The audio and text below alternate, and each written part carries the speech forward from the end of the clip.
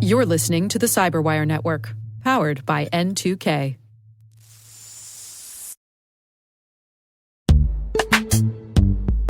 Struggling to secure on-prem apps with modern identity? Don't worry, you're not alone. Join industry leaders from Fortune 500 organizations to secure your apps on any cloud with any IDP, regardless of your environment's complexity. Meet Strata's identity orchestration platform, Mavericks. Say goodbye to the headaches of app refactoring and legacy tech debt. With identity orchestration, you can modernize legacy apps to use MFA or passwordless authentication in a few weeks, migrate from one IDP to another, and so much more without changing the app.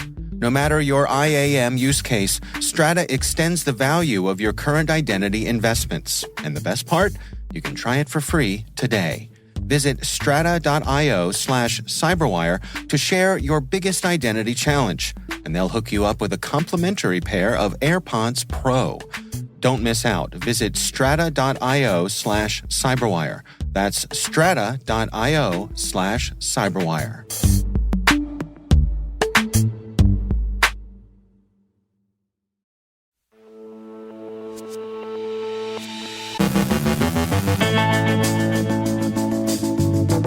Sandstorm is an Iranian cyberespionage campaign. A cyber attack against a telecom provider affects government and corporate online operations in Colombia. Python NodeStealer takes browser credentials. Caesars Entertainment files its 8K. Meanwhile, some MGM Entertainment systems remain down. Betsy Carmelite from Booz Allen talks about how to leverage cyber psychology. Reiter of Sentra outlines the threats for connected cars. And a third-party incident exposes personal data of the Manchester police.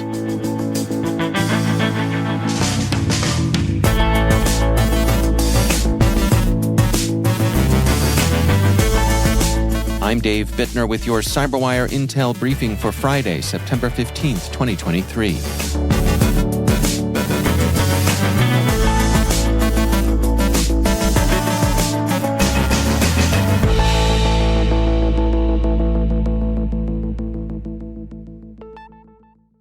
Microsoft warns that the Iranian state-sponsored actor Peach Sandstorm, which Microsoft formerly tracked as Holmium, has been launching password-spraying campaigns against thousands of organizations since February 2023, with a particular focus on the satellite, defense, and pharmaceutical sectors. The goal of the campaign appears to be espionage. In a small number of cases, the threat actor succeeded in breaching organizations and exfiltrating data. Microsoft says the capabilities observed in this campaign are concerning, as Microsoft saw Peach Sandstorm use legitimate credentials gleaned from password spray attacks to authenticate to target systems, persist in target's environments, and deploy a range of tools to carry out additional activity. Peach Sandstorm also created new Azure subscriptions and leveraged the access these subscriptions provided to conduct additional attacks in other organizations' environments. We note, of course, in disclosure that Microsoft is a CyberWire partner. An incident broadly characterized as a cyber attack that began Tuesday hit Colombian telco IFX networks and has affected the company's customers. According to statements by Colombia's ICT ministry, these include some 760 companies in Latin America, as well as at least 20 Colombian government agencies. The agencies include the Health Ministry, the Health Regulator, and the Superior Council of the Judiciary.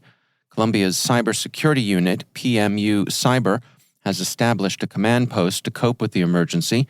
The judiciary seems to have been particularly hard hit, and many courts will suspend operations until September 20th. Colombia Reports says that early indications are that IFX Networks was the target of a ransomware attack, obviously criminal and presumably financially motivated. Netscope describes a campaign that's using Python scripts to steal Facebook business account credentials, along with all available cookies and credentials stored by the browser. The malware is a new version of NodeStealer, distributed via Facebook Messenger. Netscope says, the new NodeStealer variant we detected was hosted on the Facebook CDN and was sent to victims as an attachment in Facebook messages. Images of defective products were used as bait to convince owners or admins of Facebook business pages to download the malware payload. Unlike previous NodeStealer campaigns, this one uses a batch file instead of an executable as the initial payload. It can be easy to forget that stuff stored in the browser, even cookies, can be valuable. We turn now to the recent attacks on Las Vegas casinos.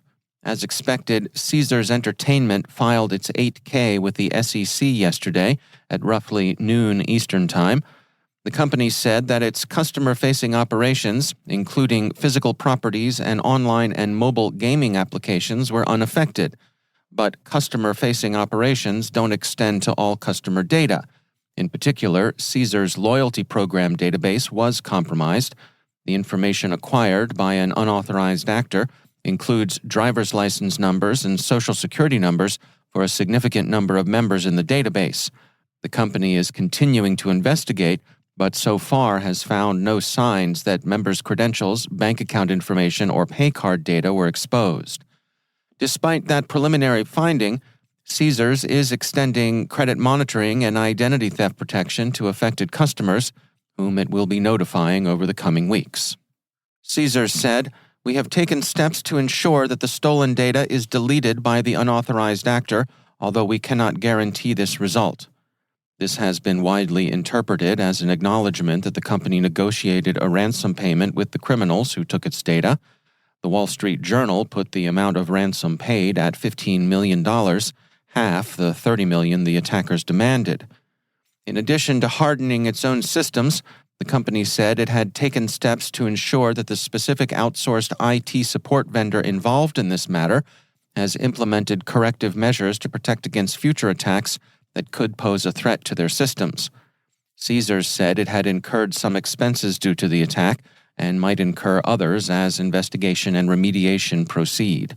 It also acknowledged the difficulty of predicting the incident's effect on guest behavior. Nonetheless, they said, "We currently do not expect that the incident will have material effect on the company's financial condition and results of operations." So, Caesars has made its assessment of materiality and decided that, for now at least, the incident is unlikely to have a material impact. The other casino operator under attack this month is MGM Entertainment. Cyber criminals appear to have stolen 6 terabytes of data from MGM Resorts and Caesars Entertainment, Reuters reports. Scattered Spider, an Anglophone affiliate of Alf V, has been talking up its attack against MGM Resorts in particular. Members of the group have been boasting in their Telegram channels that their original plan was to rig slot machines and use money mules to drain them, but when that didn't work out, they fell back on traditional social engineering to gain access to the company's systems in a ransomware operation. The Financial Times writes that the Spiders evaded detection from the company's security team by using common remote login software and access to MGM's corporate VPN to impersonate an employee's digital footprint. They ran their malware remotely and claimed to have penetrated the system within 5 hours of starting the attack and evaded detection for 8 days. A principal key to the gang's social engineering success is its members' native proficiency in English and good idiomatic control, which rendered their approach more plausible than the usual "hello, dear one" phishing emails so many non-native speaking gangs use. The AP reports that some MGM Entertainment systems remain unavailable in the aftermath of the attack. According to Bleeping Computer, there was more to the attack than data theft. The attackers claim they also encrypted more than 100 ESXi hypervisors. A statement by Alf V, also known as Black Cat, said, "After waiting a day, we successfully launched ransomware attacks against more than 100 ESXi hypervisors in their environment on September 11th, after trying to get in touch but failing. This was after they brought in external firms for assistance in containing the incident." Bleeping Computer also cites researchers at Mandiant who see a possible overlap between Scattered Spider and the Lapsus group. In addition to overlapping tactics, there's an unusual demographic similarity that circumstantially suggests a connection. Both groups are largely composed of English-speaking teenagers and young adults, who are likely breaking their parents' hearts. And finally, someone is really after the police in the UK. A ransomware attack against a third-party vendor has led to the theft of personal data belonging to Manchester police officers, Bleeping Computer reports. Greater Manchester Police Assistant Chief Constable Colin McFarlane said in a statement, "We are aware of a ransomware attack affecting a third-party supplier of various UK organizations, including GMP, which holds some information on those employed by GMP. At this stage, it's not believed this data includes financial information." The record notes that the UK's National Crime Agency is, unsurprisingly, assisting in the investigation. To the NCA and the Greater Manchester Police, we wish you good hunting and some quick collars.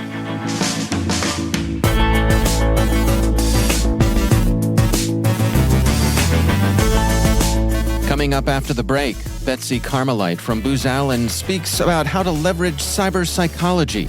Reiter of Sentra outlines the threats for connected cars. Stay with us.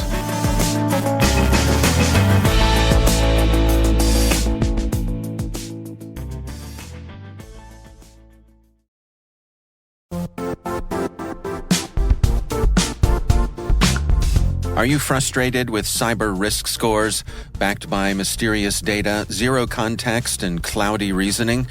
Typical cyber ratings are ineffective, and the true risk story is begging to be told. It's time to cut the BS.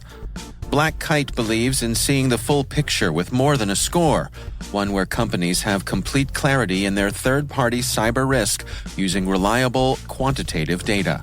Make better decisions. Reduce your uncertainty. Trust Black Kite.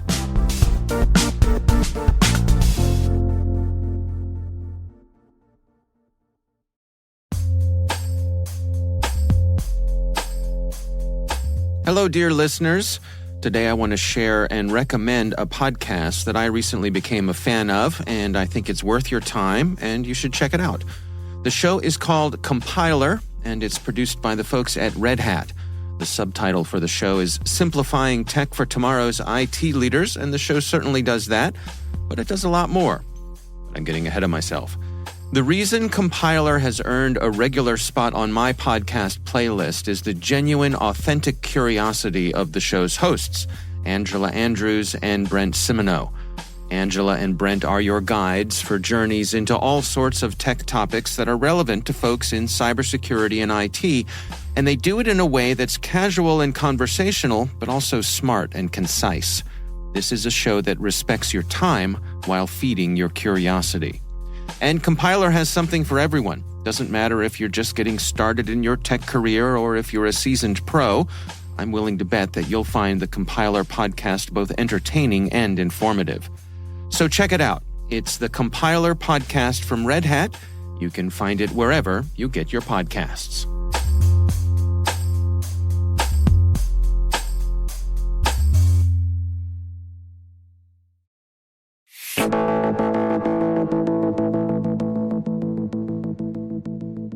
We've grown accustomed to the reality that our connected mobile devices are continuously gathering and sharing all sorts of information about us, and many of us put in a serious effort to minimize that data gathering. But there's another truly mobile device that often gets overlooked: our cars. Ron Reiter is co-founder and CTO at data security firm Sentra. There's basically two different challenges that connected cars have to deal with in terms of cybersecurity. So we've touched both of them. So the first one is the privacy aspect, right? So there is, petabytes of information collected every day from these connected cars. Information like, where are you right now? Who is in the car? How awake are you? Where are you looking? What are you saying? It's basically the most intimate parts of your life are being recorded and uploaded to the cloud for, many different purposes, whether it's for training models for connected cars so they can eventually provide the capability of autonomous driving, whether it's for security aspects, whether it's for functionality-wise, right? You want to have some sort of a safety mechanism on the road, and you have to maybe know, how fast you're driving or who's driving fast near you. So there's many different reasons that data needs to be collected, but I think the core issue that needs to be addressed is the privacy aspect, because if people would have access to this type of information on other people, it's definitely the most intimate type of information that one can collect on a person. So I think that's the first challenge that we have to address and face and understand, to understand how the data is being protected, how privacy is being preserved, when is the data deleted, what happens if, a user, is concerned about where his data is going, like which third-party vendors are using it. So that's one big aspect. And as again, you said, you've touched the second aspect, which is the security aspect, right? So obviously, the most frightening, I would say, scenario would be to have some hacker control your car and drive you into, a cliff, right? Without you noticing. That's really like the nightmare. I'm unfortunately, I would have to say that, I'm pretty sure it would eventually happen. There's virtually no way to actually avoid such a terrible scenario, because the shift to connect the cars to the internet is so strong, and the developers and the security of the software of these machines are so complicated that it's virtually impossible to avoid in 100% of the cases a cybersecurity breach that would severely impact or be fatal to a person. So I think both are very important to protect, and they require different technologies and practices. But that's definitely the two major challenges. And where do we stand right now when it comes to a regulatory regime? I mean, do the manufacturers have a responsibility to allow buyers to opt out of these things? So first of all, there's GDPR, CCPA, and all the data privacy, data regulation frameworks that already exist today, and they are, they're also effectively, basically guaranteeing that the user will also be protected under the connected car scenario. The user cannot have its data collected without proper consent, without the ability to delete the data, without the understanding of who else is getting the data from him. If a third-party vendor also gets the data from the data collector, the customer must also know which vendors are accepting the data. So in that sense, I think the data privacy frameworks are pretty much adequate in terms of controlling that aspect. So I would say, I think in today's world, we are covered. I would say I'm not into the details in terms of how Tesla operates, for example, but it is possible that in order to have a Tesla,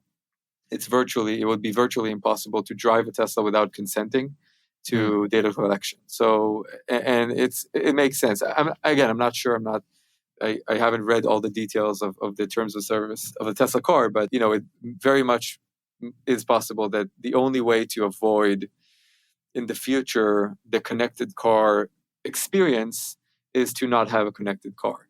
I think that's probably where we're going, because a lot of the features that cars will eventually have actually would require being connected to the cloud. It just makes the developers of cars it makes the work for them easier, right? If they require some sort of internet connectivity, so they can offload some of the work to the cloud. So I think that's kind of inevitable. Right? Today it's not the case. Today a car is very much self-sustaining. But as time goes on, I think as connectivity kind of becomes abundant and trivial, I think it will be more and more a requirement to be connected to the cloud and to collect data if you would actually want to use the features of the connected car. We could see a resurgence in interest in 67 Chevys, right? Yeah, definitely.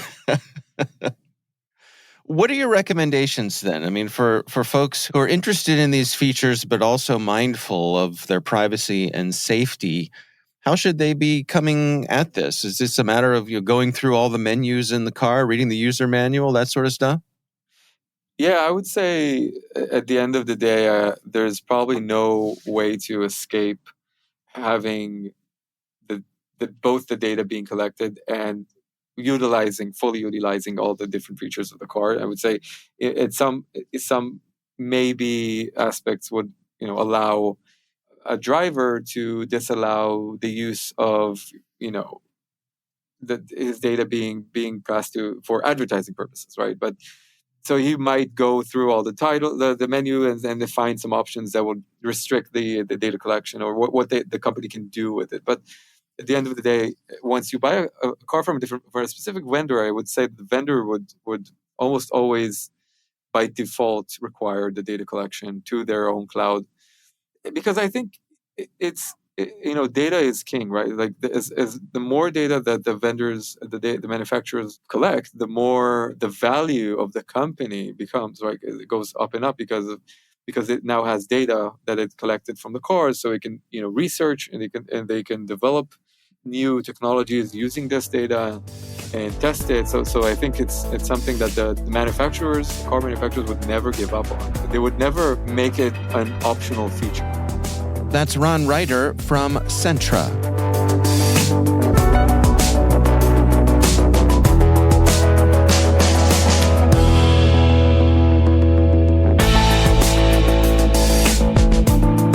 There's a lot more to this conversation. If you want to hear more, head on over to the CyberWire Pro and sign up for Interview Selects, where you'll get access to this and many more extended interviews.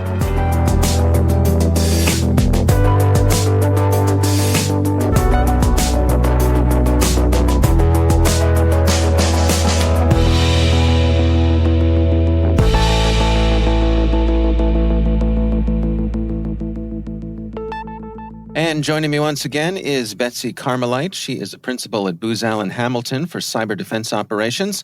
Betsy, it's my pleasure to welcome you back. In a previous segment, you mentioned something called cyber psychology, and I thought that deserved a little deeper dive here today. What exactly are we talking about here?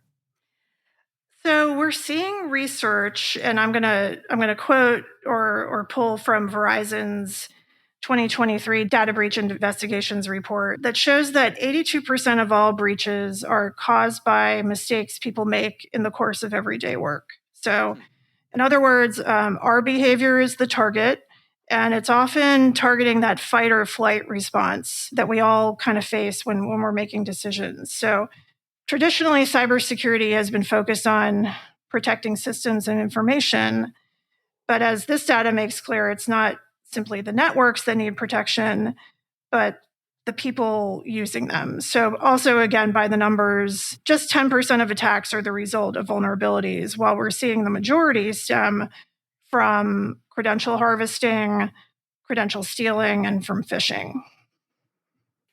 So is this a matter of kind of helping protect people against themselves, their own human nature? There are a few ways that we can help, people shift their mindset, and rather than relying on security of the devices, let's protect our own thinking and how we, understand the adversary. And there are a few ways that we recommend that we can begin to prioritize that mindset shift to the human being the target here, less the technology and the devices. Well, let's dig into that. What do you recommend? So first, understand the adversary. It's funny, I sent my daughter up the street today to play with a friend, and I always say, don't talk to strangers. One of my favorite phrases is, be aware of your surroundings and have that awareness. So right. Translating that into, predictable ways that online attacks occur and how threat actors are trying to, understand us, we can leverage cyber psychology and determine what are the predictable ways that we are being scammed online. What is our awareness in our workforce? Are they trying to disable irrational and clear thinking? So what is the adversary trying to do to us? Verizon's research shows that human errors, again, remain at the top for vectors of malicious activity. They take advantage of how we work, our expectations at work, and paired with neuroscience research that suggests the human brain will always take the easiest path we can begin to see why errors continue to lead as the reason for breaches.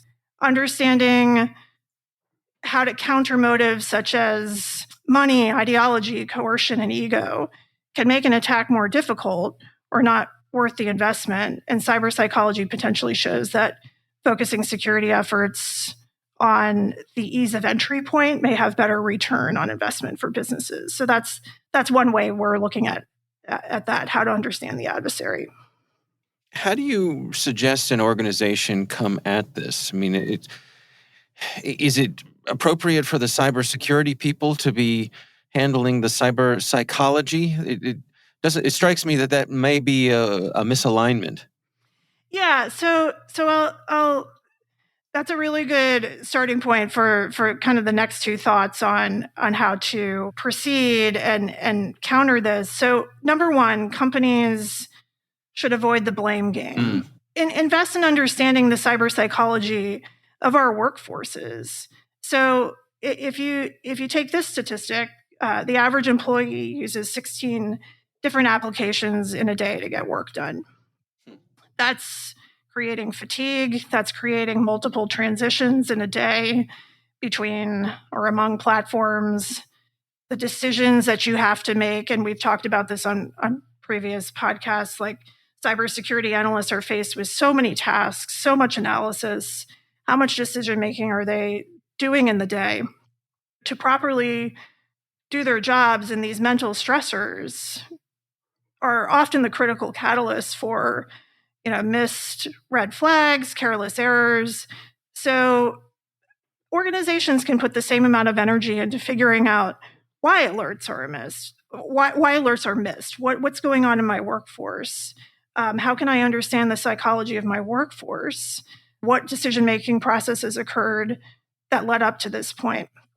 And then after locating the root cause, prescribe corrective actions as opposed to pointing the fingers or punitive measures. And then organizations can really model good behavior. A significant number of attacks we see today are the result of stolen credentials, which means it's essential to crack down on the human side of cybersecurity.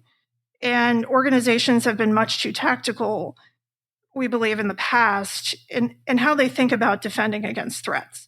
So bringing in someone like a cyber psychologist can help teams with stepping back, think more broadly about understanding the adversary, seeing the forest through the trees.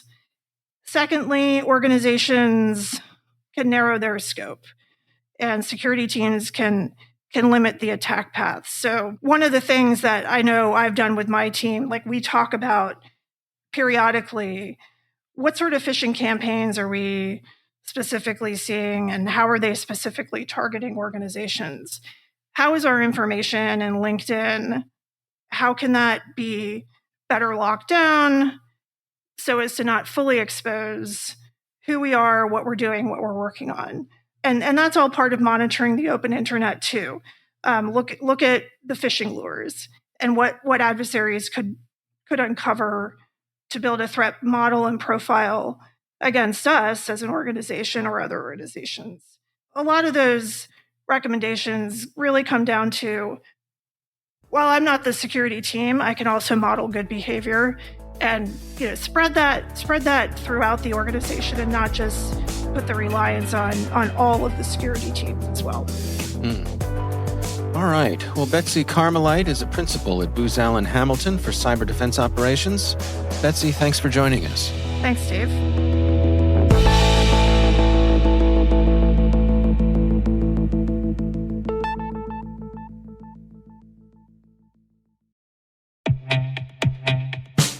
Tired of cybersecurity mega conferences? MWise is different.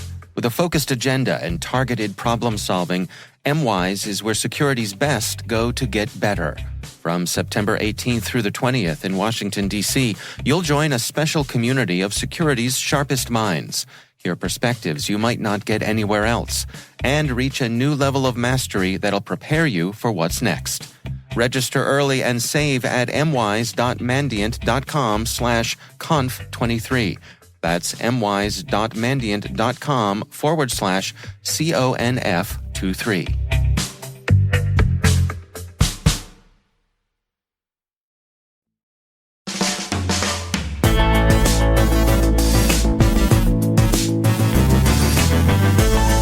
And that's the CyberWire. For links to all of today's stories, check out our daily briefing at thecyberwire.com.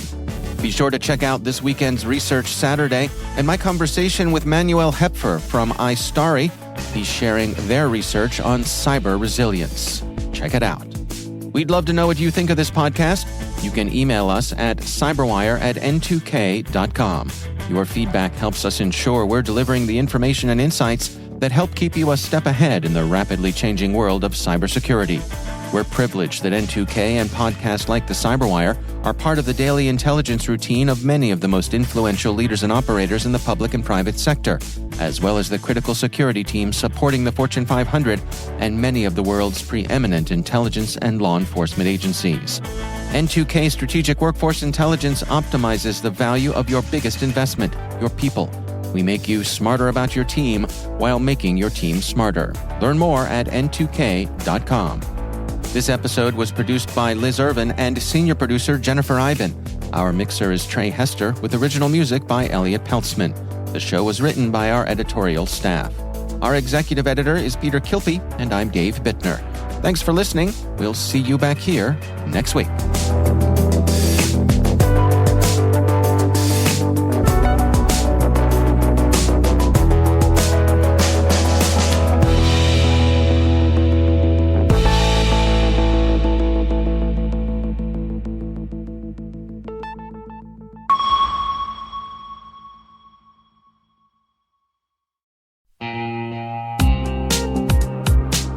Meet Mimecast.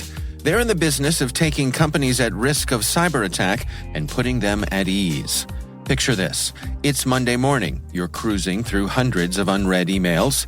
Your impulse to promptly click, download, or respond could be a prompt to launch a cyber attack.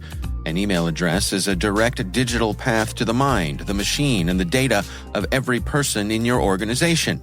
It needs better security. I know what you're thinking. I'm all set. I have Microsoft 365 protection, Dave. It might not be enough. That's where Mimecast comes in. They've developed a system that fortifies your email security and reduces costs, risks, and complexities, enabling you and your business to work protected. So before you click your next email, visit mimecast.com to start your free 30-day trial.